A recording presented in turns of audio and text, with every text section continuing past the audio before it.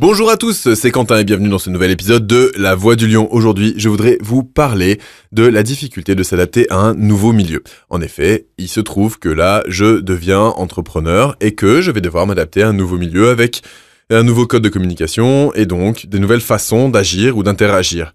Et on perçoit pas toujours ce qu'il y a derrière au niveau des intentions des autres parce que on connaît pas. Mais avant de vous parler de ce nouveau milieu dans lequel j'évolue et de la manière dont je le perçois et éventuellement des doutes que ça génère, je voudrais revenir à quelque chose que vous avez peut-être déjà connu. C'est quand on perd le contrôle de soi-même. Parce que quand on perd le contrôle de soi-même, il y a des expressions qui s'appellent voir rouge ou lâcher les chevaux. Voilà. Et ça, c'est souvent quand on est dans une situation où on se sent pas très en sécurité. Il y a des personnes qui sont extrêmement douées pour nous faire sortir de nous-mêmes. C'est impressionnant. Je sais pas, ceux qui ont des enfants, je pense que vous voyez très bien de quoi je parle. Hein ? On est d'accord ?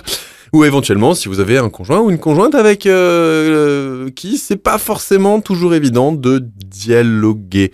Ouais, c'est ça. Et qu'à un moment donné, on s'en sent plus capable et qu'à un moment donné, on lâche les chevaux. Et dans ces moments-là, on est dans ce qu'on appelle le mode réaction.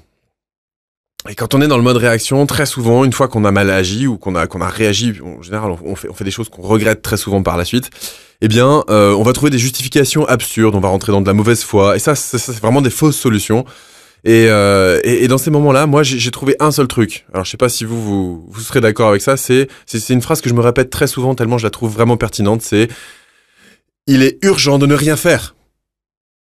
Voilà, quand j'ai envie de réagir, c'est non, il est urgent de ne rien faire.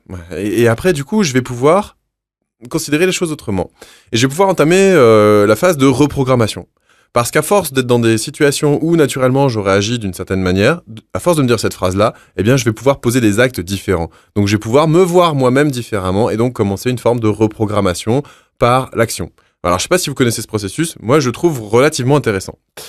Pour en revenir à l'adaptabilité dans le milieu dans lequel je me trouve maintenant, il se trouve que, eh oui, je commence à rentrer un petit peu dans le milieu des entrepreneurs et notamment des web entrepreneurs. Et là, c'est un petit peu délicat pour moi parce que les rapports humains sont complètement biaisés par rapport à ce que je connais.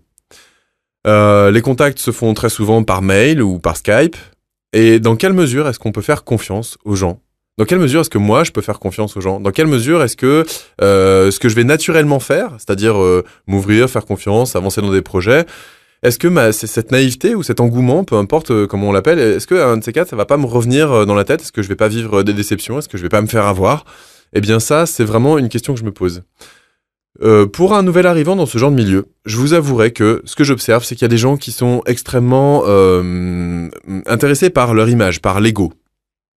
Ok, ça arrive dans tous les milieux, il n'y a pas de problème avec ça, c'est normal. Mais j'en vois pas mal quand même, qui dans ce milieu des web entrepreneurs mettent leur ego très en avant parce que c'est peut-être le seul moyen qu'on a d'ailleurs dans ce milieu du web de sortir du lot, c'est de se montrer soi et de montrer sa spécificité. Je ne sais pas. Moi en tout cas, c'est pas l'ego qui m'intéresse, c'est vraiment les idées. Et j'ai l'impression d'être un vecteur à idées, j'ai pas l'impression d'être un détenteur d'idées. Et ces idées, je vous les communique à travers ces podcasts, mais finalement, je ne suis qu'un prétexte. Enfin, le fait que ce soit ma voix qui les transmette, finalement, peu importe, ce qui compte, c'est que ces idées se propagent. Voilà, c'est ça qui est le plus important pour moi. Et dans cette façon de voir les choses, et dans ce degré d'importance que j'apporte à ma manière d'être, là-dedans, je ne sais pas si je vais pouvoir trouver ma place au sein des web entrepreneurs. J'ai envie de faire confiance, j'ai envie de rencontrer des gens avec qui cette confiance va pouvoir se mettre en résonance et que les choses vont pouvoir prendre de l'ampleur et pour les uns et pour les autres. Mais il arrive parfois que dans ce milieu, il y ait des gens qui pensent d'abord et principalement à eux et à leur image et à rapporter les choses vers eux. Et forcément, quand on est dans l'échange et qu'on donne, eh bien, on donne à ceux qui veulent ramener vers eux, mais eux ne redonnent pas en échange. Donc, j'ai un petit peu peur, parfois, de ne pas être capable de modifier ma façon de gérer les relations humaines. D'un autre côté, ce en quoi je crois très fort, c'est qu'on récolte ce qu'on sème.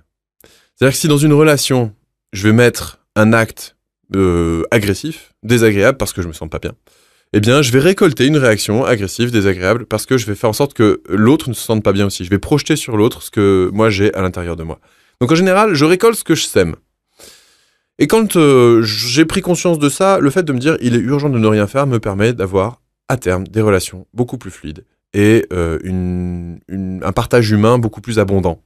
Maintenant, qu'est-ce que vous en pensez, vous, qui êtes peut-être plus proche du web entrepreneuriat? Est-ce que cette manière de faire va faire en sorte que je risque de me faire avoir ou pas? Si vous avez déjà une expérience dans le domaine, si vous avez déjà vécu ce genre de choses, si vous vous êtes déjà fait avoir dans un partenariat, eh bien écoutez, mettez vos commentaires parce que ça m'intéresse, je vais pouvoir profiter de votre expérience et on va être dans un échange mutuel et ça va être tip top. Je vous remercie de votre écoute et je vous dis à demain. Salut!